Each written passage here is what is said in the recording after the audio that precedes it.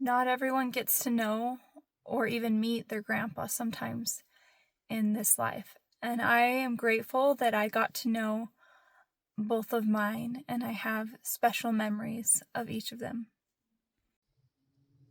My grandpa Tippets, my mother's father, was a man of remarkable courage and wisdom. He was a disciple of Jesus Christ.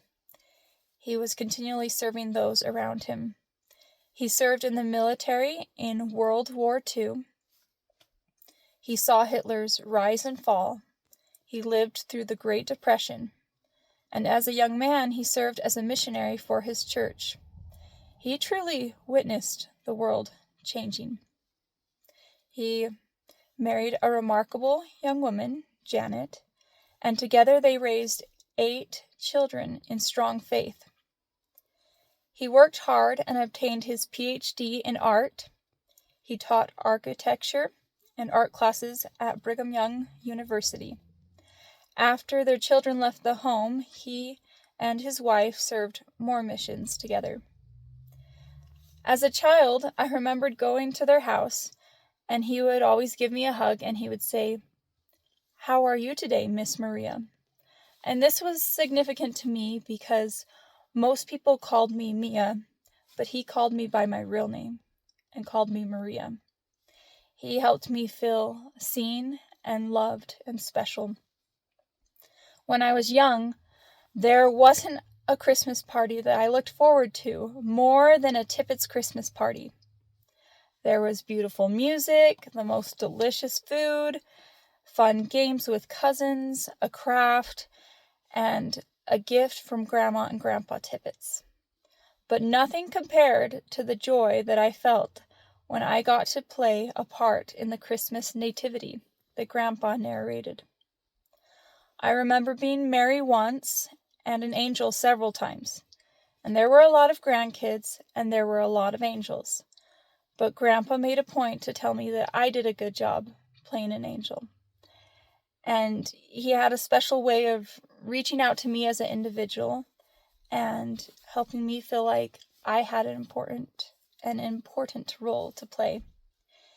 He made a real effort for all of us to feel the spirit and understand the true meaning of Christmas.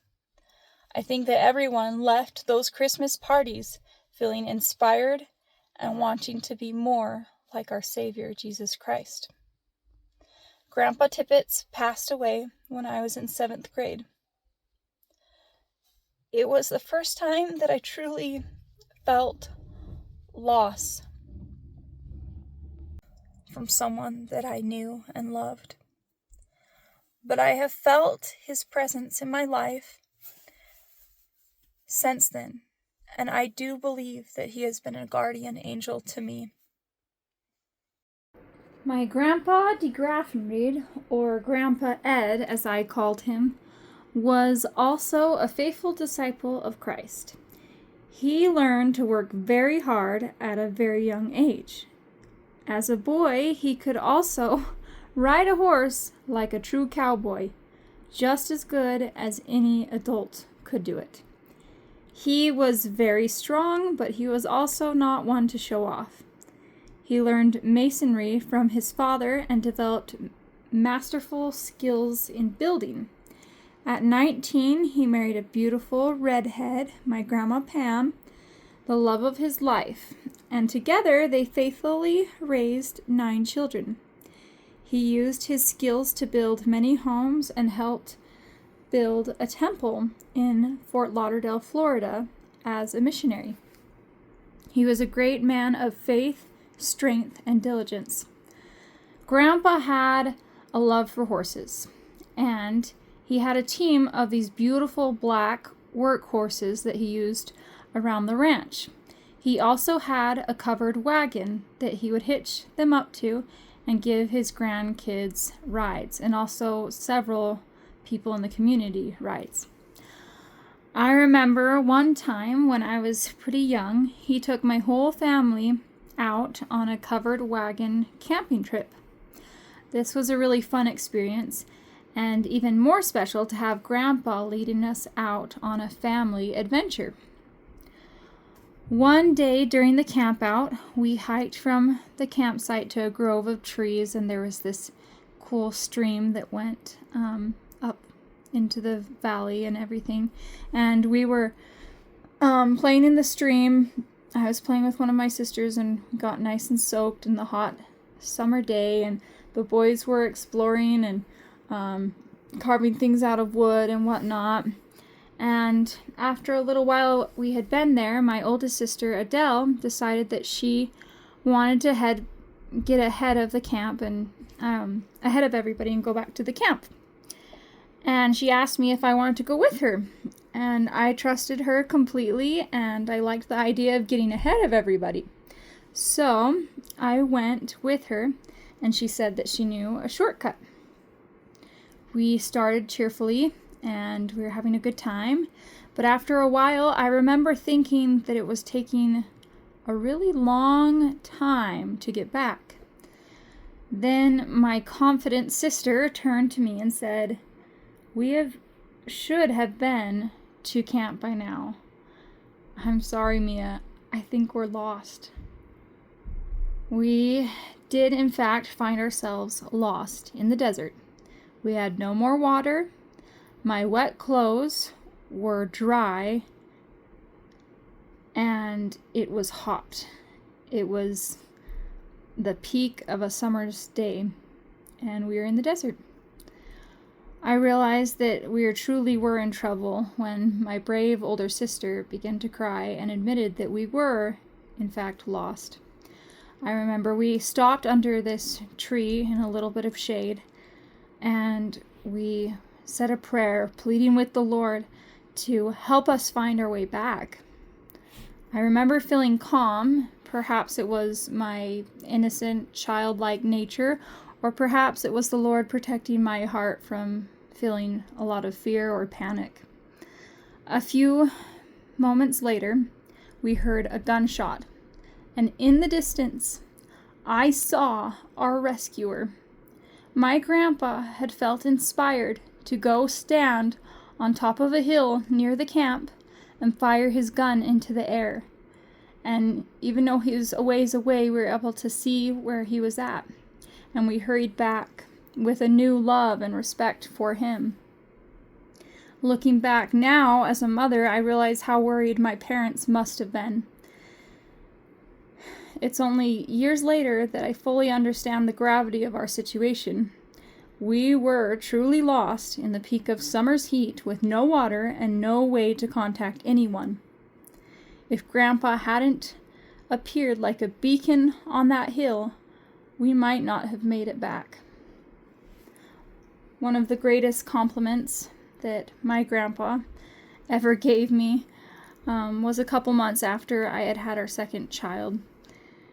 I joined him and my dad on a horse ride. My dad let his horse break into a good strong gallop, and I gave my horse her head, and she followed as fast as she could.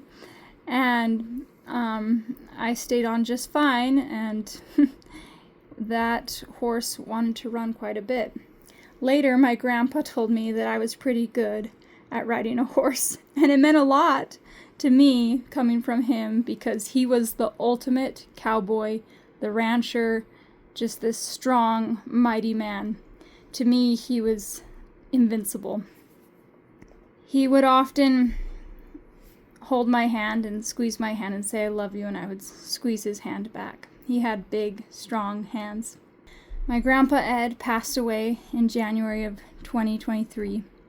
I had been getting the kids ready to go in the car, and we were going to drive out to see him, and I got the call from my oldest sister telling us that he had just passed away that morning.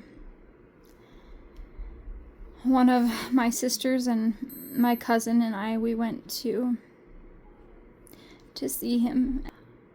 I held his hand, his big strong hands, and I squeezed his hand and told him whispered that I loved him. My grandpas both taught me many important lessons, and they played an invaluable role in my life. I admired them deeply. I admired their strength and their courage and their ability to serve others. I also miss them terribly at times.